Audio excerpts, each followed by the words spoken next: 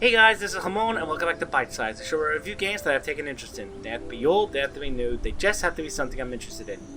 And today I'm going to talk about Water Park Simulator.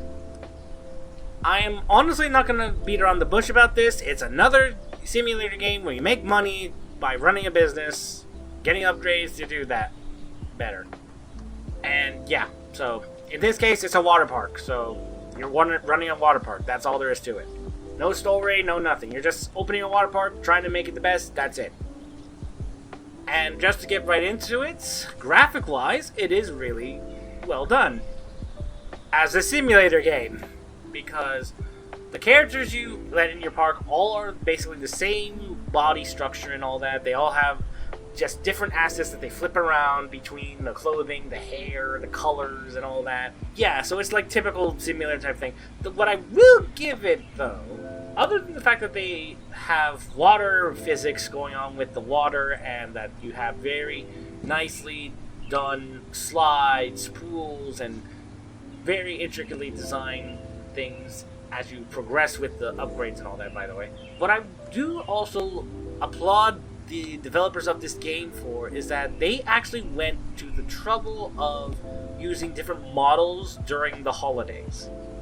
For instance, during Halloween, instead of the typical customers, you get vampire skeletons and I'm assuming like swamp monsters or something. And you also get like Halloween-based pool stuff that you can unlock by collecting candies that drop on the floor and all that. I applaud it for that. I love that they went through the trouble of doing that rather than just, people in costumes or stuff. No, I love that they went through the trouble of completely changing all that. Otherwise, it's just the same generic stuff. So, not really much to really say about that in terms of graphics. Like, it's fine. It's okay. Now, to get into mechanics, like I said, simulator. You run a business, make money, unlock upgrades to make more money. And that's generally it. You're trying to make it so that you get to 5 stars. Now, the way to do it, though, is honestly very refreshing in a sense. Instead of running a card shop, instead of running a supermarket, you're just running a water park. Kind of gives me the roller coaster tycoon vibes, because instead of trying to just make money by selling people a bunch of stuff, you're just making money by having people enjoy a good time. And as you progress with the unlocks and all that, you get better pools, better slides, better diving boards, better decorations to make the place look nicer, food stalls, vending machines, various different employees to do the jobs that you are basically forcing yourself to do until you have them. Although it was funny that for a while most of the employees were male, and now is when you can get female employees at the time of this recording. There is just one thing that I need to talk to specifically. Now, to quickly explain, along with the customers, there are folks that like to cause mischief, whether it's simply skipping the line, being vandals, being in the pool, being soda drunks, or perverts.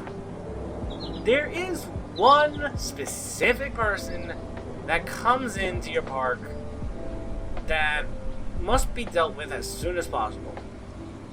Queso. Okay, hi, this is Editor Hamon. I'm just gonna save myself a little trouble here. Just to quickly sum up what the complaint is that the whole idea with Queso is that he's supposed to come in without paying, eat all the food, and then leave. The problem is, every time he would come in, it was the moment I opened the park, which was annoying as hell because part of me wanted to deal with it during the park hours, not literally at the beginning. So it just kept happening and happening and happening. Randomly on a certain day, you would feel the effects and all that stuff. So yeah, just to save myself some time, that's what the whole tangent would have been. Okay? We cool? Good.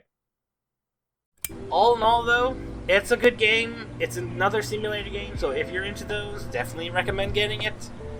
Otherwise, you could probably skip this one if you had your fill of simulation things. That's about it. Thank you so much for watching. I hope you enjoyed this episode of Bytesize. This is, in fact, the final episode of the full Bytesize review stuff. Next video will be the top 5. And I want to thank everyone that's come by to watch these, whether just for a minute or for the entirety of the video, I appreciate you nonetheless. Once again, thanks for watching. Hope you enjoyed it. Check out my socials if you want to see more stuff that I do. And I will see you next time. Bye!